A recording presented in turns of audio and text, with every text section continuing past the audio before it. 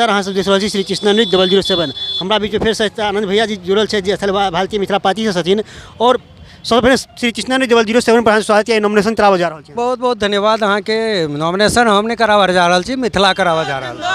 Akhil Bharatiya Mithila party जिंदाबाद जिंदाबाद जिंदाबाद जिंदाबाद जिंदाबाद। मेरा नाम आनंद कुमार झा है और मधुबनी लोकसभा क्षेत्र मिथिला का निवासी हूँ।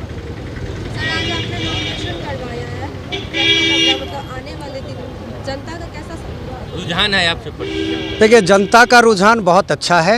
मधुबनी का जनता इस बार मिथिला मैथिली को ही विजय बनाएगी। निकम्मे लोगों को यहाँ से दूर भगाएगी। आयातित नेता लोग यहाँ नहीं चलेगा। दिल्ली से अगर कोई तय करेगा मधुबनी का नेता तो ये जनता को मंजूर नहीं है। पटना से कोई मधुबनी का नेता तय करेगा, ये जनता को मंजूर नहीं है। जनता को मधुबनी का बेटा चाहिए जो मिथिला का लाल इस बार चुनाव में करेगा कमाल। बड़े नेता कह रहे हैं ऊपर देखने की जरूरत है, नीचे देखने की कोई जरूरत नहीं है, ऊपर देख के वोट कीजिए। देखिए, ऊपर देख के अगर आप वोट करेंगे तो ऊपर देख के चलने वाला आदमी पहले ही कदम पे गिरना शुरू कर देता है। तो ये बात समझ के चलिए कि ऐसे ऐसे नेता अगर आपको समझा रहे हैं कि आसमान की तरफ देख के चलिए तो पहला कदम, दूसरा कदम, तीसरे कदम पे पता नहीं कहाँ गिर जाएंगे आप। तो यही हाल हो रहा है यहाँ के लोगों का। यहाँ पे पलायन का स्थिति ऐसा बना हुआ है कि यहाँ का बच्चा दिल्ली, बम्बई, मद्रास, हरियाणा, पंजाब जाके 10,000 15,000 रुपये की नौकरी करने के लिए मजबूर है।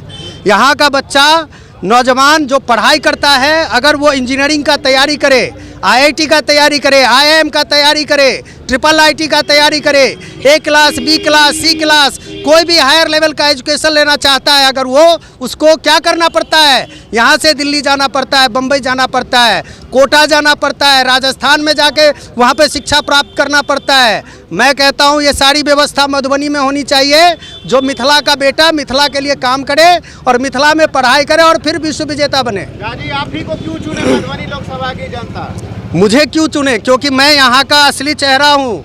यहाँ आयातित नेता नहीं हूँ। मैं यहाँ के गांव, गलियारा और यहाँ के लोगों के बीच में रहने वाला आदमी हूँ। पिछले 5 साल से, 6 साल से ही नहीं, 16-17 साल से मिथिला मैथिली के लिए काम कर रहा हूँ और पिछले 5 साल से जनमानस के लिए गांव-गांव घूम रहा हूँ। ये शहर का राजनीति छोड़िए, गांव की राजनीति को समझिए। भारत गांवों का देश है और मैं आनंद कुमार झा गांव से बिलोंग करता है। जब गांव की बात होगी तो आनंद कुमार झा को चुननी मजबूरी हो जाएगी आने वाले वक्त में, हमारे जैसे जितने प्रत्याशी होंगे, क्योंकि गांव के लोग अपने गांव के बेटा को चाहेंगे।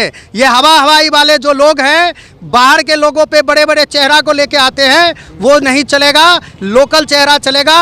और प्रधानमंत्री भी कहते हैं local for vocal for local, local for vocal. तो होना चाहिए ना, हम लोकल हैं, हमें चुनना चाहिए। कहना चाह रहे हैं कि बरसाती मेढक की तरह नेता लोग निकल रहे हैं चुनावी। नहीं, ऐसा भी नहीं है। बरसाती मेढक मैं क्या बोलूं? मेढक तो मैं इंसान को नहीं कह सकता हूं ना।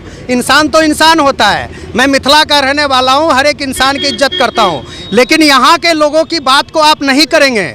आप दिल्ली, बम्बई जाके बैठ जाएंगे, AC रूम में बैठेंगे और यहाँ से वोट लेके आप भागते फिरेंगे, तो ये अब यहाँ के लोगों को मंजूर नहीं है। और लोगों को मंजूर नहीं है, इसलिए लोग हमारे साथ खड़े हो रहे हैं। किस पार्टी से आप करवाएं? मैं अखिल भारतीय मिथिला पार्टी से मैंने नॉमिनेशन करवाया है और अखिल भारतीय मिथिला पार्टी 2010 से चुनाव लड़ रही है। अगर इस बात के लिए पूछना पड़ रहा है अखिल भारतीय मिथिला पार्टी, वो भी मिथिला के धरती पे, तो सोचिए कि हमारी मिथिला कहाँ पिछड़ी पड़ी हुई है, जिसको देखने वाला कोई नहीं है। तो इसके देखने वाला ये सारे युवा वर्ग हैं जो मिथिला को तरक्की कराएंगे और देश को विश्वगुरु बनाने की तरफ आगे बढ़ेंगे। मधुबनी में मुख्य समस्या आपको क्या लगता है? जी, मधुबनी में मुख्य समस्या क्या लगता है? मधुबनी में समस्या मुख्य क्या है? आप गांव के तरफ जाइए, आप किसी भी इलाके में चाहिए, मेन रोड से, सड़क से अंदर जाइए, आपको रोड कहाँ मिलेगा आपको? यहाँ पे ना तो उद्योग व्यवस्था है। सारा जितना उद्योग व्यवस्था था तो आज़ादी से पहले यहाँ पे जो उद्योग व्यवस्था था वो धीरे धीरे ख़त्म हुआ। आज़ादी के बाद भी यहाँ उद्योग व्यवस्था बना, चीनी मिल बना, सूत मिल बना, अशोक पेपर मिल था दरभंगा में, ये सब चौपट हो गया। किस प्रकार से आजादी दिलाना चाह रहे हैं? मधुबनी को आज़ादी क्यों दिलाएंगे भैया? भारत आज़ाद देश है, आज़ाद देश में मधुबनी है। मधुबनी के जनता को जो ये लोग पीछे ढकेलने का राजनीति कर रहे हैं, बड़े बड़े राजनीतिक चेहरे लोग, मैं चाहता हूं कि मधुबनी आगे रहे। मधुबनी विद्यापति की धरती है, मधुबनी सलहेश की धरती है और इसका जो पहचान है, उसकी गरिमा को हम आगे बढ़ाना चाहते हैं और वो गरिमा आगे बढ़ के रहेगी, अब कोई रोक नहीं पाएगा। मधुबनी लोकसभा की जनता को क्या संदेश देना चाहते हैं? जिंदाबाद जिंदाबाद आनंद भैया जिंदाबाद, मधुबनी अखिल भारतीय मित्रता पार्टी जिंदाबाद, मधुबनी लोकसभा भारतीय मित्रता पार्टी जिंदाबाद।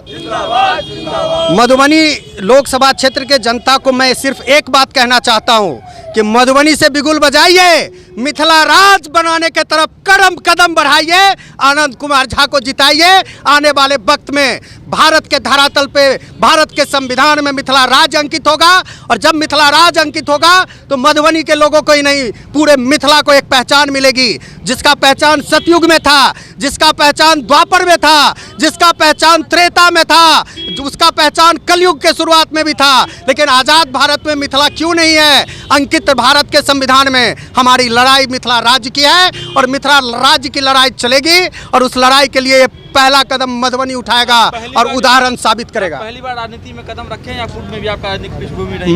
मैं 2019 में भी चुनाव लड़ चुका हूं अखिल भारतीय मिथिला पार्टी से, तो पहली बार की तो बात ही नहीं है, इस बार मैं दूसरी बार लड़ रहा हूं। क्या दिल्ली में आप ऐसे ने तो मिथिला राज की आवाज उठाई नहीं जोरों शोर से? दिल्ली में आप मिथिला राज की आवाज़ तो उठी रही है, लेकिन दिल्ली से नहीं चलेगा। मिथिला राज की आवाज़ मिथिला के धरातल से उठाना पड़ेगा और वो उठाने के लिए मधुबनी सबसे बेहतर जगह है और मधुबनी से ये आवाज़ विश्व को एक मैसेज देगा कि मधुबनी एक उदाहरण बनेगा।